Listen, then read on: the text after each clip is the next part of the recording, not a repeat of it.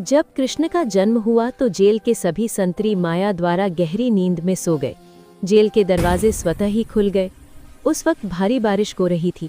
यमुना में उफान था। उस बारिश में ही वसुदेव ने नन्हे कृष्ण को एक टोकरी में रखा और उस टोकरी को लेकर वे जेल से बाहर निकल आए।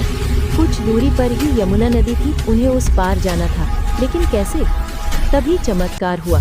यमुना के जल ने भगवान के चरण छुए और फिर उसका जल दो हिस्सों में बंट गया और इस पार से उस पार रास्ता बन गया।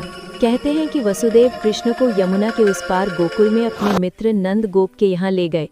वहां पर नंद की पत्नी यशोदा को भी एक कन्या उत्पन्न हुई थी। वसुदेव श्री कृष्ण को यशोदा के पास सुलाकर उस कन्या को ले गए। गोकुल माँ यशोदा का मायका था और नंद गांव में उनका ससुराल। श्री कृष्ण का लालन पालन यशोदा व नंद ने किया। गोकुल यमुना के तट पर बसा एक गांव है जहां सभी नंदों की गायों का निवास स्थान था। नंद मथुरा के आसपास गोकुल और नंद गांव में रहने वाले आभीर गोपों के मुखिया थे। यहीं पर वसुदेव की दूसरी पत्नी रोहिणी ने बलराम को जन्म दिया था। बलराम देवकी के 7वें गर्भ में थे, जिन्हें योग माया ने आकर्षित करके रोहिणी के गर्भ में डाल दिया था। ये स्थान गोप लोगों का था। मथुरा से गोकुल की दूरी महज 12 किलोमीटर है।